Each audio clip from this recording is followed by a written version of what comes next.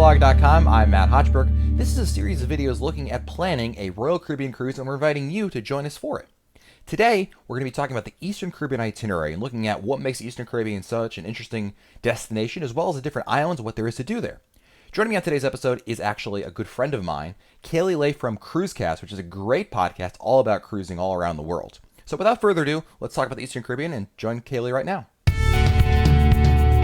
So to talk about the Eastern Caribbean itinerary, I've brought my very good friend Kaleigh Lay and from Cruisecast, and Kaylee does Cruisecast, which is an audio podcast all about cruising, not just Royal Caribbean, and she does it with her husband James, and they've been great friends of mine, and it's a pleasure to bring Kaylee onto the show with us. And Kaylee, welcome to our little video blog series, and it's a pleasure to have you on here. Thanks for having me, Matt. Absolutely. And, you know, when I was outlining some of these show topics, I knew one of the things I want to talk about was the itinerary that we're sailing. And I know that you and James are huge on ports. It's one of your mantras is always explore the ports, and you love to go to different places. And obviously, the Eastern Caribbean is something that appealed to us when we picked this cruise, going on, of course, Freedom of the Seas to the Eastern Caribbean. And, you know, it's interesting because it's got some different islands that, you know, the Eastern Caribbean is different, I should say, from, say, the Western Caribbean.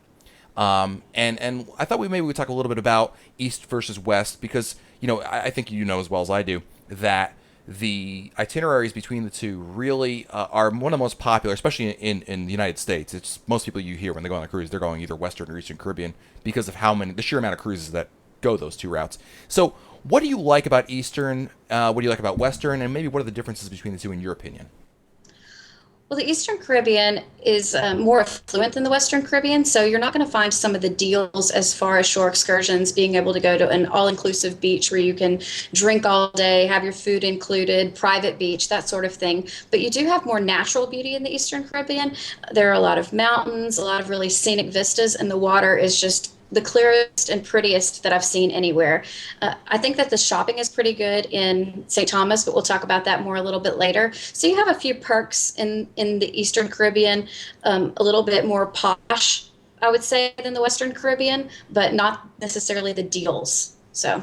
Yeah, you know, the Eastern Caribbean is something interesting because I've done mostly Western. I've done Eastern once. My wife has never done Eastern. My daughter's never done Eastern. So this will be interesting because it's kind of like I've done a little bit of this, but not a lot. Certainly not as much as Western. And they've never done it before.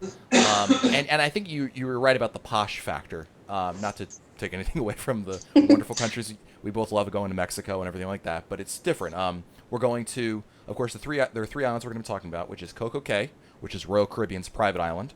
You also have St. Thomas, which is actually part of the United States Virgin Islands, and St. Martin, which is actually shared by both France and Holland. So it's split down the middle. The Netherlands. There you go. So interesting choices between each island, definitely. So let's start at the beginning. A very good place to start, so I'm told. Let's start with Coco Cay, which is Royal Caribbean's private island. Now, this is interesting because Coco Cay is a lot just like Labadee. Royal Caribbean actually has two private islands. Labadee is for the Western Caribbean, it's in Haiti. And this is actually, Coco Cay is in the Bahamas. Have you been to Coco Cay before? I haven't, but I've looked into it a great bit. Yeah, it's an interesting little island. I know that other cruise lines have private islands in the Bahamas as well. Disney Cruise Line has Castaway Cay. Yep, mm-hmm. And Carnival and Holland America do as well, right? Yeah, they have Half Moon Cay. Yes. Okay. So let's talk about private islands because they're unique in that it's unique certainly from regular islands because you're kind of trapped, which sounds bad, but it's actually good because a lot of these islands are curtailed really towards I think what tourists are really looking for, and Coco Cay definitely has that. You know, scenic beaches. The idea of being secluded a little bit, you know, so you're not seeing other people. There's no other cruise ships at dock and everything like that. So it's kind of like you get a sense of like, you know, privateness for lack of a better word. How would you describe to somebody who's never been to a private island like Coco Cay before what that island is like? Well, you're not going to have other tourists or as many locals and natives, that sort of thing, to compete with when going to the beach. You kind of get just your cruise ship or maybe your cruise ship and another cruise ship. And so it's a little bit more of a relaxing experience. It's also controlled by the cruise lines so that means you get a little more safe experience, for lack of a better word. You kind of know more what to expect. You have the relaxing beaches, obviously, and then you have the cruise lines, obviously, usually provide some sort of food or drinks for purchase, that sort of thing. You kind of know what you're getting. You're not going to get, it's not going into some big unknown like it is in a lot of places. Sure, absolutely. And I think you brought up something important about how controlled an environment it is. Some people do have a lot of, for lack of a better word, I guess a phobia or not fear so much of, the different cultures. And certainly some islands have reputations themselves about, aggressiveness and all that stuff. But Goke doesn't, you don't have to worry about all that, which is nice. Now, one of the things we're going to talk about each island is what we want to do there. And let me tell you what some of our background theory is, and you tell me what your thoughts are, because I know, the islands, private islands differ obviously, but a lot of there's carryover between a lot of them. And obviously, I think like a lot of most people, we're looking at Kaleigh Lay as obviously a beach island. There's not a heck of a lot more else to do. There's some excursion opportunities, but I think with our daughter, again, we want to go for the beach option. We want to do something that's going to be aquatic, sit on the beach pretty much all day. There is, of course, there's no docking. It's tendered, so it's a little different. But that being said, tendering, of course, means there's little ferries that bring you back and forth to the ship, as opposed to docking at a dock and getting on and off as you will. So we were thinking about just going to the island, checking out what there is to do there, just find a nice quiet spot on the beach and let my daughter kind of play and enjoy the weather, hopefully, which will cooperate. I mean, is that kind of what you've been doing, or you guys do you prefer to do like the jet skiing and the parasailing and all that other good stuff? Oh no, we're not big on the water sports. We're definitely, if we're going to a beach, we're going to lounge on the beach and just relax, have a nice beverage, enjoy that. And also at Cocoa Key, that have some of those blow up things floating in the water, like a little Yes. mini water park type of thing. So I don't know if your daughter will be old enough for that sort of thing yet, but I know that that can be fun. Yeah, it's interesting because a lot of the stuff we want to do, it's like you could do that or snorkeling or stuff like that. But really, she's too young to do this. She doesn't know how to swim, Right. so and you can't really put her on there. Plus, I don't think she would get a whole lot of it.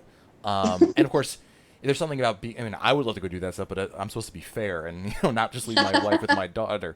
Although technically, I don't even know if it's open. They have the nursery, of course, on Freedom of the Seas. So Yes. theoretically, we could go drop her off, assuming the nursery is open, which I think it is, and then do that. But anyway, I think we're pretty much set on a beach itinerary. But the good thing to understand if you are considering going to Coco Cay as part of your itinerary is that there are a lot of activities: snorkeling, parasailing, Hmm. and they're decent options. I don't think they're terribly expensive. They're not the cheapest excursions in the world, but they're definitely some options. Especially the snorkeling is usually pretty cheap. And I was actually reading that there's a lot of some good snorkeling. In fact, some snorkeling. I've been to Castaway Cay at Disney.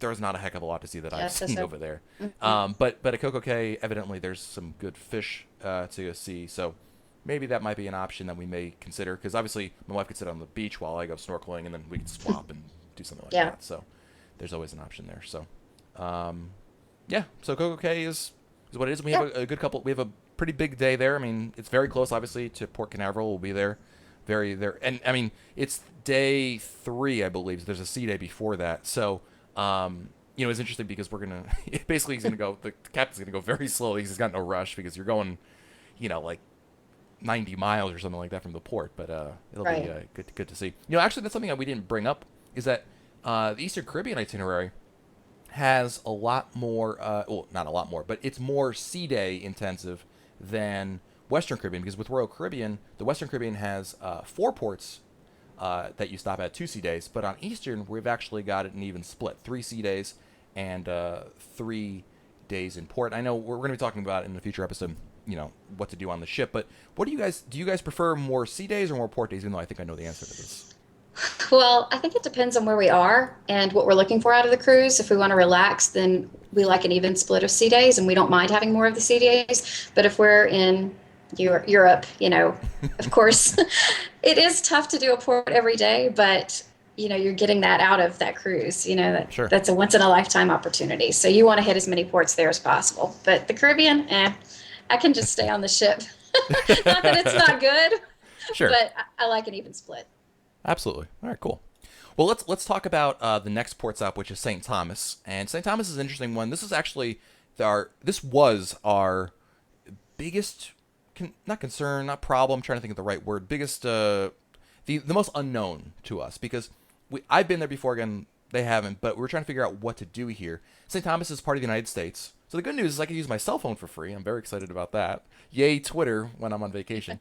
But seriously, we were trying to figure out what to do because it's got there's quite a bit of shopping in St. Thomas. You've also got some beautiful beaches. Megan's Bay is supposed to be one of the best known beaches in the whole wide world.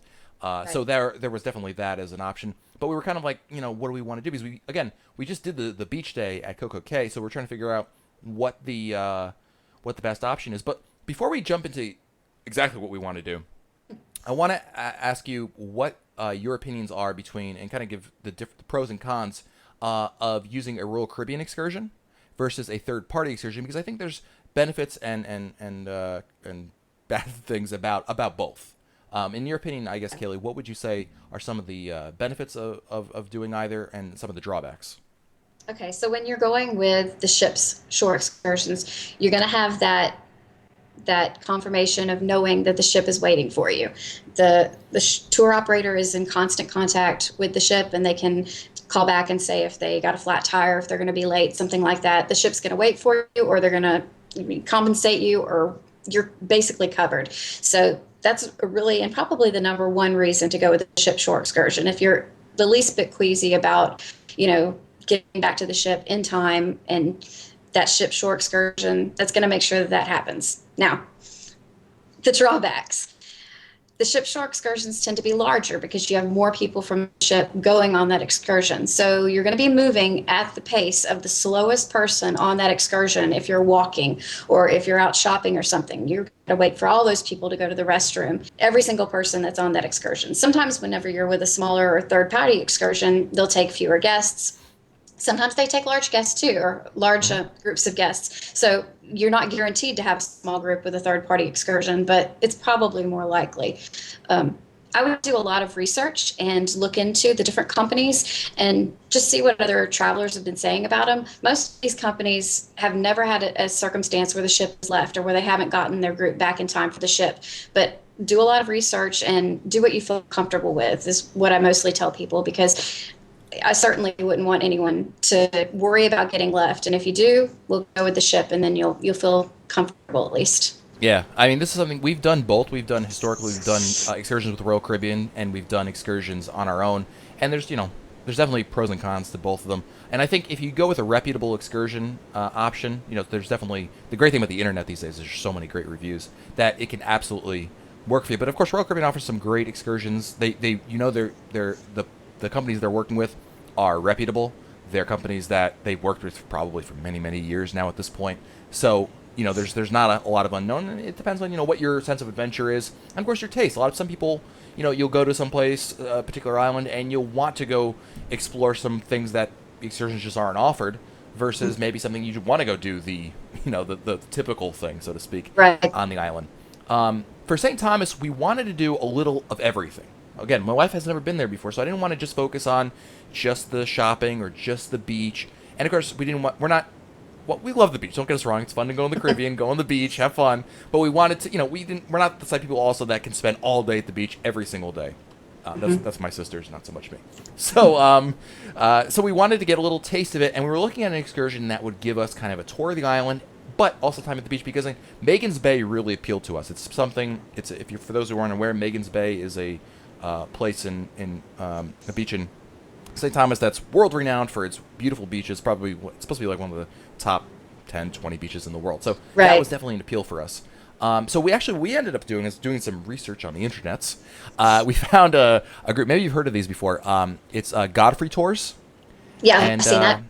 Yep, they are. They basically are. It's a bunch of locals in St. Thomas who take you on. They have a couple different tours that were available for us. And there were two things really appealed to us. One was the different itinerary, I guess you want to call it that, of the tour, and of course the price. It was $30 for adults, which was great, and they basically pick you up right at the pier. They take you into the city for a little bit of shopping, about an hour of that. Then they take you on a nice bus ride around the island, check out some of the important stuff to see there, the sights, Blackbeard's Castle, and there's a couple other things. Mountaintop. I'm reading off the Hmm. website, obviously, but there's a lot. You basically see the highlights, like I call it the Clark Griswold tour, right? You look around, Hmm. Okay, let's go. you know, just a Yeah. little taste, and then you have your choice of picking which beach you want to go to at the end, and they'll take you there and they'll pick you back up and bring you back to the ship, usually within 2 hours, they say, of getting back there. And we chose there were Megan's Bay, Cokie Beach Point, and some other place. We chose Megan's Bay. We knew that was the case. So again, that appealed to us because it had a taste of everything, which was important to us.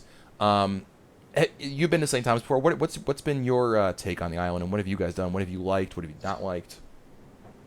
The island is very beautiful, and the beaches are really great. On we went to Cokie Beach on our time to St. Thomas, and it was beautiful.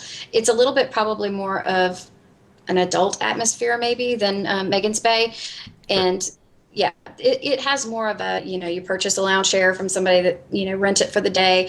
They have people that walk up to you with drinks, and you can kind of get a person that waits on you for the whole day, and they bring you food and things like that. And you just pay as it comes and everything. And the water's the clearest I've ever seen. There's a lot of fish there, great for snorkeling. And also right there, they have the Coral World, which has a 360-degree underwater sea thing, so where you can see the fish all around you and everything. And I think that would Huh. be really great for kids once they get a little bit older. Your daughter's still a little bit young, but I think that would be a great option for kids. And then also with the beach right there, you can walk to it afterwards. So I think that's a good option. But Megan's Bay, you pay an entrance fee normally to get to the beach, and they have a cafeteria style thing. So it's not people coming up and serving you while you're actually laying there on the beach. It's a little bit different than some other beaches. So I like to be able to have somebody handing me stuff, and I don't have to have a get up. So that was kind of the deciding factor for me as why I didn't go to Megan's Bay. But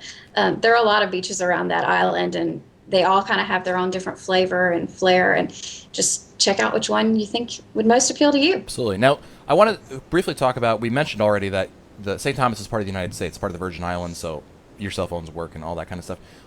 What is it? Do you perceive a difference when you plan your trip to an island like, say, St. Thomas, which is part of the United States? So there's certain expectations, perhaps. I mean, obviously everybody speaks English because it's part of the United States, or at least most people speak English, I should say.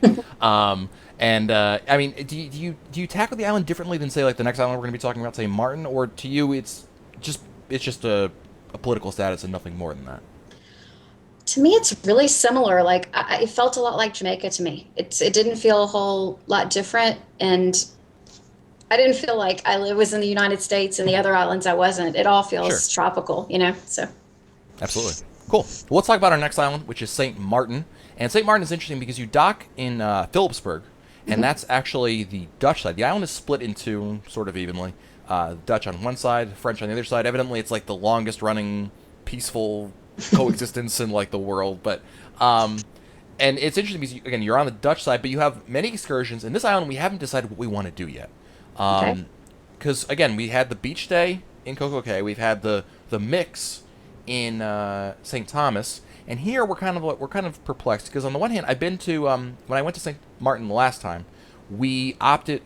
I think my family went did some tour excursion. I toured the city of Philipsburg, walked around, kind of there's a little bit of I took a little beach break, but we're trying to figure out what we want to do here, and maybe you can talk a little bit about what you've found and what you've encountered, some experiences that you've read about and maybe done yourself, as to what the appeal is of St. Martin.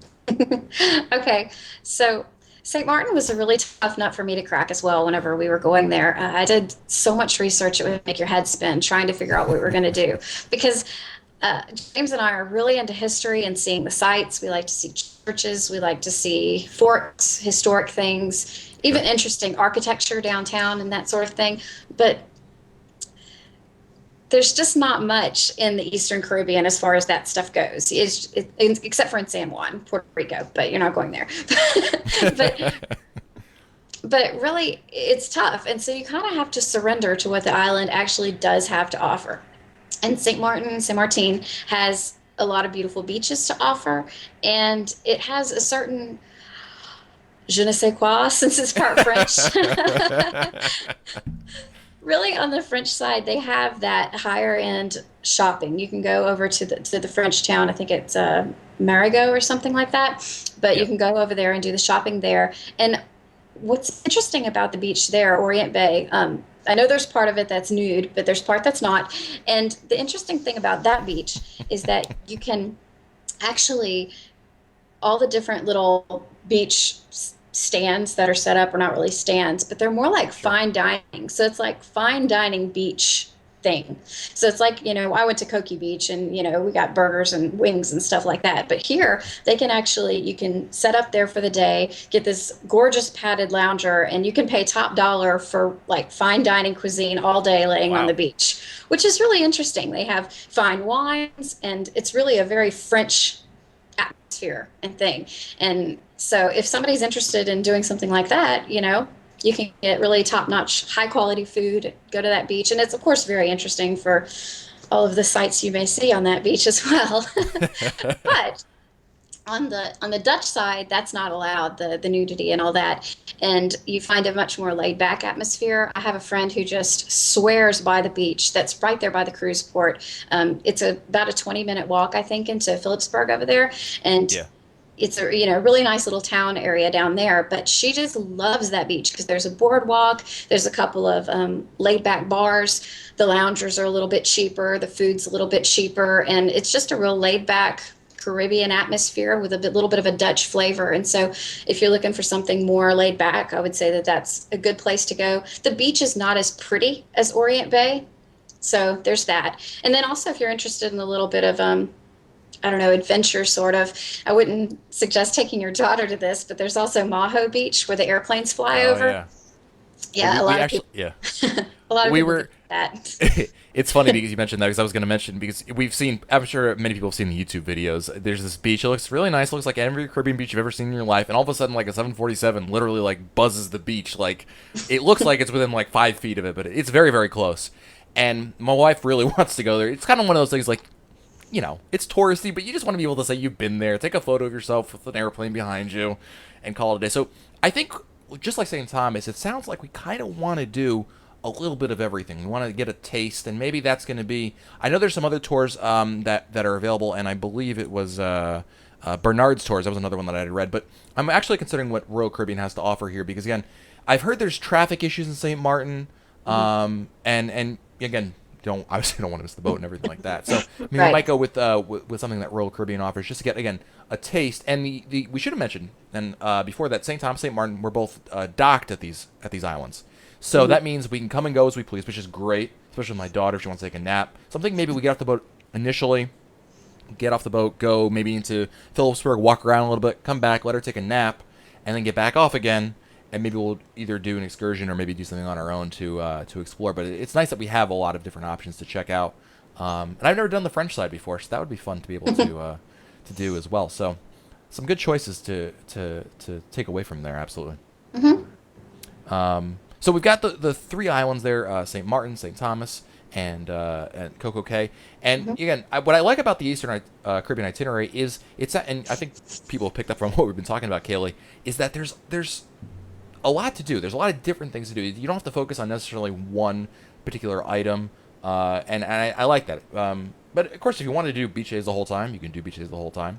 Yeah. Um, really quickly though, let's talk about. You mentioned this a little earlier, and I wanted to bring this up.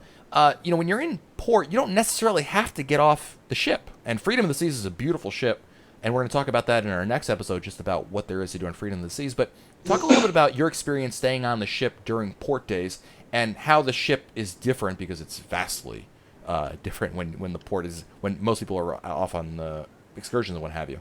Absolutely, Matt. And I say this with a glint in my eye because our last time in St. Martin, we did stay on the ship. We got off at the port and, got internet and stuff like that. But then we got back on the ship and there was no one there. We went to the gym, just dead. Pools, dead. Dining rooms, everything. You could just walk around. I had the best, most relaxing day on the ship that I've ever had there in St. Martin while everybody else was off. It's so nice to be able to go everywhere and there's no line. You can get a pool Sure. chair without any problem whatsoever. It's just, I don't know, it's like having the ship to yourself. And I love There's something that to be feeling. said. Yeah, there's absolutely something to be said about that. You talk about how great the islands are, which they are. But it's especially great, I think, if you've been eyeing some things that you wanted to do, maybe like the Flow Rider, Hmm. or some other things that are going on the ship, or maybe the spa offers usually good discounts on port days versus sea days. It's all about Yep. supply and demand after all. So, I think anybody regardless of which cruise you're looking at, Eastern Caribbean, Western Europe, whatever it is, I think you should consider, either spending part of the day or all the day on the ship as well. Because again, these ships, Royal Caribbean builds them for fun, for stuff to do. Mhm. They're not just floating hotels in that they're just rooms that go from here to here. They're really they want you to spend time on there. So it's going to be tempting as well just to get back and be like, let's go back to the ship and and see what there is to do there because it's tempting. So we'll have to see. Cool. Any closing thoughts about the Eastern Caribbean itinerary? Anything we missed? Anything that you think is important to bring up? No, I think it's very interesting itinerary, especially really good for the scenic beauty. Make sure if you go to the Eastern Caribbean that you make a point to get out and really see the beauty, because of the mountains, it's just something that doesn't really exist in the Western. Well, Kaylee, I thought we did a great job covering everything that the Eastern Caribbean has to offer. I want to thank you and for coming on to talk about this. And of course, we want to mention to everyone watching this that they should check out your podcast, which is all about not just Royal Caribbean, but also cruising around the world and very big on ports and doing it yourself and cruising in general. It's a favorite show of mine. So Cruisecast, check it out online, cruisecast.com. You can see, of course, the address right there on your screen. So, Kaylee, thank you so much for taking the time to talk with us today. Thank you so much for having me, Matt. I want to thank our special guest once more, Kaleigh Lay from Cruisecast. It's an awesome podcast. Definitely check that out. And we actually got some great feedback from some of our viewers over the last couple weeks. Susan Cavallari is actually going to be on the same cruise as us. She emailed me and asked if we were going on the same cruise as her. And yes, indeed. So I'm looking forward to seeing you, Susan, on our cruise. Only a couple more weeks to go. Mark Shemensky sent me a great email about taking 8-night cruises as a great way to maximize your vacation time. You may remember when we picked this Freedom of the Seas cruise, we picked the 7-night cruise because it maximized, in our opinion, the amount of days off we would have to take from work while still being able to enjoy the most amount of vacation time. And Mark had a great tip about taking actually 8-night cruises, although not as prevalent as 7-night cruises. They can be a great way to also get a little extra vacation time squeezed in for the same amount of days off from work. So thank you, Mark, for that. And lastly, Joy Prale emailed us and wanted to know more information about shore excursions. And she's already booked the Boss Adventure in St. Thomas. And hopefully, Joy, on today's episode, you've got an idea, or a better idea rather, of what to expect in St. Thomas, what to do in some of the other islands in the Eastern Caribbean. I'm interested to hear, Joy, what you ended up booking and how they went. But of course, you can also email us, tweet us, Facebook us, share your thoughts about this. We want this to be interactive. We want your input, in fact. So you can email us, matt@royalcaribbeanblog.com, and send us any comments you have as well. You can also, we're on Twitter. We're at the RCL blog on Twitter, and facebook.com/Royal Caribbean blog if you prefer the Facebook. All three methods are more than welcome. We love getting feedback from all of you. And, in case we missed something, we're here to make it better. So, our next episode is going to be looking at Freedom of the Seas itself. What's there to do on the ship, what's not to miss, and other fun things about the cruise ship that's going to be taking us on our 7-night adventure. We're going to have some friends joining us for that once more, so it's going to be a lot of fun. So hopefully you'll be sticking around for the next episode. Thanks again for everything, and enjoy. Bon voyage!